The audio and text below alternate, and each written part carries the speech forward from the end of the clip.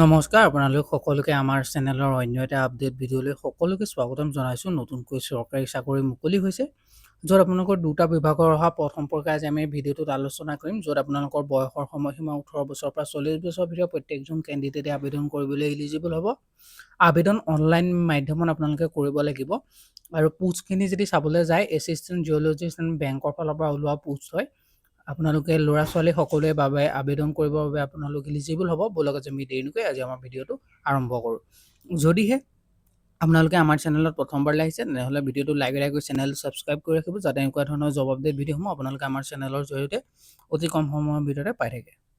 আজি আমাৰ যিটো প্ৰথমটো নটিফিকেশ্যন আহিছে, এইটো হৈছে director of geology and mining recruitment 2026ৰ ফালৰ পৰা, য'ত 11টা এছিষ্টেণ্ট জিঅ'লজিষ্টৰ পোষ্ট মুকলি হৈছে। যিটো আপোনালোকৰ আছাম পাব্লিক ছাৰ্ভিচ কমিশ্যনে কণ্ডাক্ট কৰিব এক্সামটো, আৰু 11টা এছিষ্টেণ্ট জিঅ'লজিষ্ট ভেকেঞ্চিৰ বাবে তেওঁলোকে পোষ্ট মুকলি কৰি দিছে। যিকেইটা পোষ্ট হ'ব geology job in Assam and mining job post হয়। আৰু ইয়াত আপোনালোকৰ post graduate degree in geology সকলে এপ্লাই কৰিব পাৰিব। আৰু 15 জুলাই আবেদনৰ অন্তিম তাৰিখ হয়। আৰু ইয়াত যদি চাবলৈ যায়, director of geology and mining অসমৰ ফালৰ পৰা ওলাইছে। এইটো এটা অসম গভৰ্ণমেণ্টৰ পোষ্ট হয়, য'ত আনৰিজাৰ্ভৰ কাৰণে 8টা পোষ্ট থাকিব, অবিচি এমবিচিৰ কাৰণে এটা, এছচিৰ কাৰণে এটা, এছচি প্লেনৰ কাৰণে এটা থাকিব। দৰমহা স্কেলটো আপোনালোকৰ থাকিব 30,000 টকাৰ পৰা 1,10,000 টকা, গ্ৰেড পে থাকিব 12,700 টকা। আৰু কেণ্ডিডেটসকলৰ কোৱালিফিকেশ্যনটো লাষ্ট ছেকেণ্ড ক্লাছ হ'ব লাগিব, লগতে এমএছচি ইন জিঅ'লজি আৰু geology, MSc tech in applied geology, MTech in applied in geology কৰাসকলেহে আবেদন কৰিব পাৰিব। লগতে বয়সৰ সময়সীমাটো 21 বছৰৰ পৰা 38 বছৰৰ ভিতৰত কেণ্ডিডেটসকলে আবেদন কৰিবলৈ আপোনালোক এলিজিবল হ'ব। আৰু এজ ৰিলেক্সেশ্যনৰ সুবিধা লাভ কৰিব। এছটি এছচি সকলে 5 বছৰ, অবিচি এমবিচি সকলে 3 বছৰ, পিডব্লিউডি সকলে 10 বছৰ। আৰু চিটিজেনশ্বিপটো আপোনালোকৰ ইণ্ডিয়াৰ চিটিজেন হ'ব লাগিব, লগতে আপোনালোকৰ পাৰ্মানেণ্ট ৰেচিডেণ্ট অফ আছামো হ'ব লাগিব, অৰ্থাৎ PRC আপোনালোকৰ এপ্লাই কৰিবলৈ লাগিব। কেণ্ডিডেটসকলৰ এমপ্লয়মেণ্ট এক্সচেঞ্জৰ ৰেজিষ্ট্ৰেশ্যনটো থকাটো কম্পালচৰি হয়। আৰু স্মল ফেমিলি নৰ্মছ ফৰ্মখন ফিল আপ কৰি দিব লাগিব। এপ্লিকেশ্যন ফিজ যদি চাবলৈ যায়, জেনেৰেল আৰু EWSৰ কাৰণে 297.20, অবিচি এমবিচিৰ কাৰণে 197.20, এছটি এছচি BPLৰ কাৰণে 47.20, PWBDৰ কাৰণে 47.20। পে'মেণ্ট মোডটো অনলাইন কৰিব লাগিব। ইম্পৰ্টেণ্ট ডেট যদি চাবলৈ যায়, ষ্টাৰ্টিং ডেট আপোনালোকৰ 16 জুনৰ পৰা আৰম্ভ হৈছে আৰু হ'ব, আৰু লাষ্ট ডেট আপোনালোকৰ 15 জুলাই পৰ্যন্ত আপোনালোকে এই পোষ্টকেইটাৰ বাবে আবেদন কৰিব পাৰিব।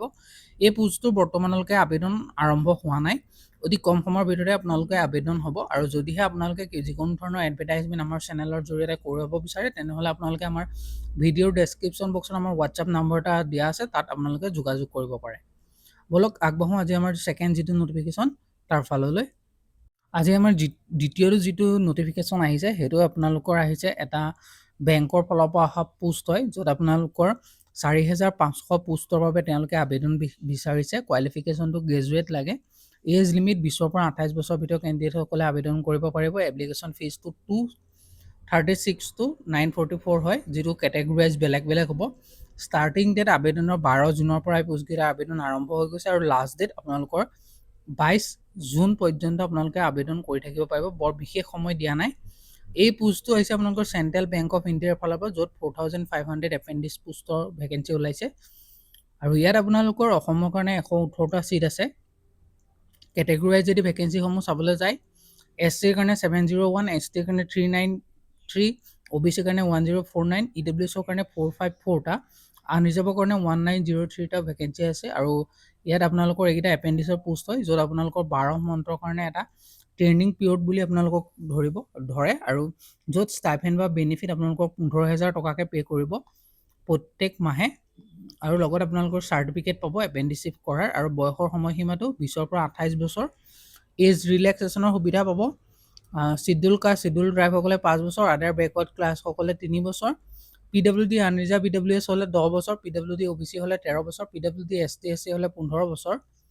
এডুকেশ্যন কোৱালিফিকেশ্যনটো আপোনালোকৰ গ্ৰেজুৱেশ্যন কৰা হ'ব লাগিব, অৰ্থাৎ যিকোনো ষ্ট্ৰীমৰ পৰা, আৰ্ট ছায়েন্স কমাৰ্চ যিকোনো ষ্ট্ৰীমৰ পৰা আপোনালোক গ্ৰেজুৱেট হ'ব লাগিব আবেদন কৰিবৰ কাৰণে। আৰু লোকেল লেংগুৱেজত তেওঁলোকে প্ৰাধান্যতা দিব। Local language reading, writing, speaking and understanding থাকিব লাগিব। অৰ্থাৎ যদি আপুনি অসমৰ কাৰণে আবেদন কৰিছে, তেনেহ'লে আপোনালোকৰ আছামিজ লেংগুৱেজটো মেইনলি আছামিজ লেংগুৱেজটো ৰিডিং ৰাইটিং এণ্ড স্পিকিং ভালদৰে থাকিব লাগিব। আৰু এপ্লিকেশ্যন ফিজৰ ষ্ট্ৰাকচাৰটো যদি চাবলৈ যায়, PWBD বা ট্ৰান্সজেণ্ডাৰসকলে 236 ৰুপিজ পে' কৰিব লাগিব, ST SC সকলে 236, জেনেৰেল EWS OBC ফিমেলসকলে 708 টকা, general EWS OBC মেলসকলে 944 rupees application fees pay' কৰিব লাগিব। আৰু ইয়াৰ আবেদনো অনলাইন মাধ্যমতে আপোনালোকে কৰিব পাৰে।